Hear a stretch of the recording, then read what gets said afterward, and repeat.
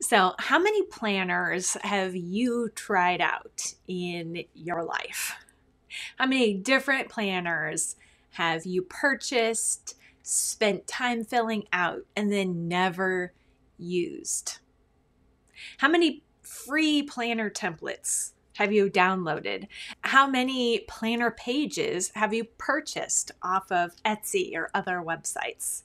You might not want to think about it, but there is a better way. There is a way to keep a planner that is simple, straightforward, streamlined, and most importantly, that works. Let me tell you about it today. So often we try buying a new planner, printing a new planner, creating a new planner from scratch in hopes that the planner will keep us on track. But the reality is that it's actually our time and attention to what's written, to filling it out and then looking at it that makes a planner work. The format of the planner, the colors, the layout, the options are sometimes more of a distraction and a hindrance than they are a help to us getting more done. Sometimes the amount of space and options in a planner actually makes us too optimistic and over plan.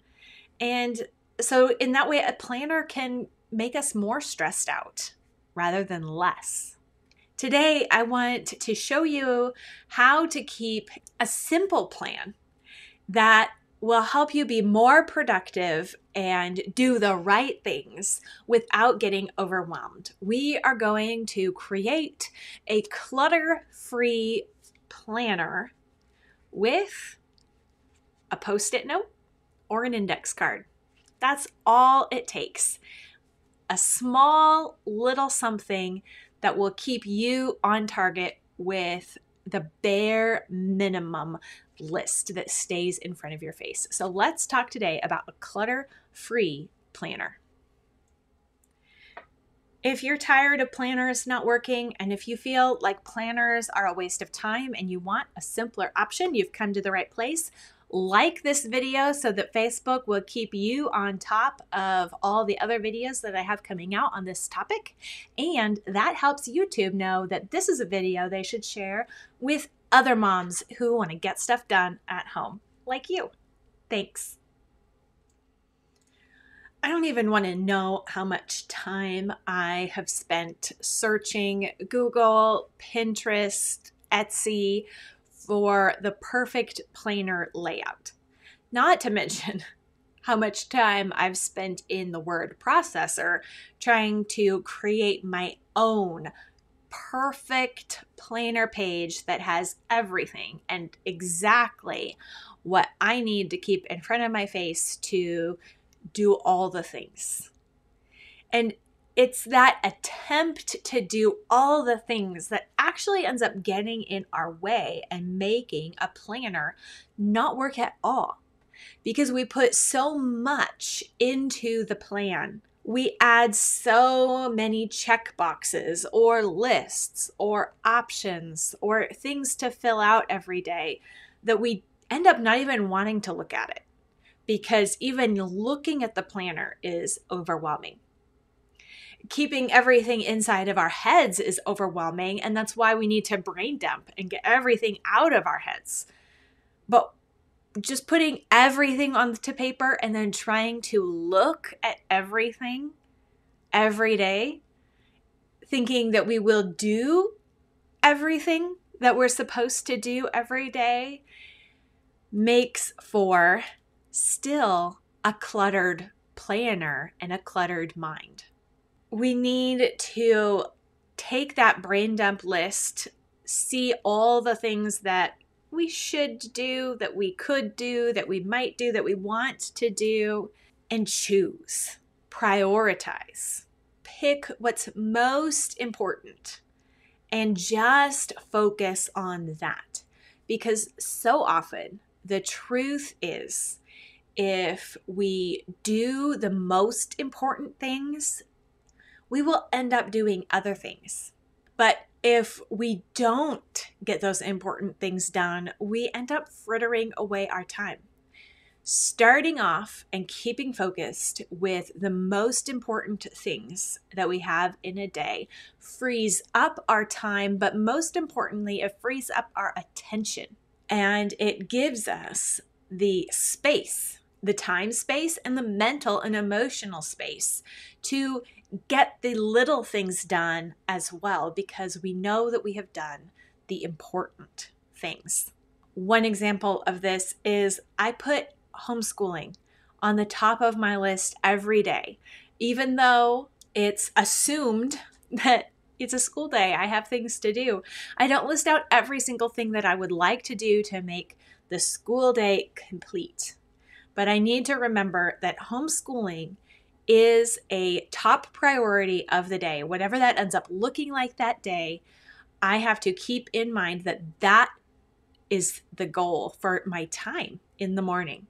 And if I'm not focusing in on my goal and moving people forward and putting my attention where it needs to be during those homeschooling hours, however those homeschooling hours end up being spent, then I am not doing the important work for the day. And if other things don't happen, but homeschooling happened, then what was done was done. The important thing was done. My attention was where it should be. And so even though it takes up that one of those important spaces that I would love to fill with a project or with my own extra things, a top 3 small to-do list for the day where you write down what really is where your time is best spent that day frees up your energy, your attention, your ability to focus where you should. So a big part of making a planner work is not filling it with a bunch of wishful thinking, not filling it thinking that we're going to squeeze the most out of every 5 minutes or even 15 or 30 minutes a day, but to rather identify where should our attention be spent today. What are our top responsibilities to fulfill, and keep those in front of our face. A daily card does that. I have a whole workshop on how a daily card works, a top 3 Post-it note or index card that keeps the top priorities in view. So if you need to give up the fancy planner or even just give up the search for the perfect fancy planner, watch this workshop and see how a simple daily Post-it note is the planner that you need to get more done, to relieve stress and focus your attention where it ought to be. The Daily Card Workshop. You can find that right here. And then you can also find at that workshop or in the links down below a 5-day challenge that I have right now. You sign up, you put your email in, and you get 5 emails plus a 5-day checklist that walks you through building the habit of this daily planner and figuring out how it best works for you.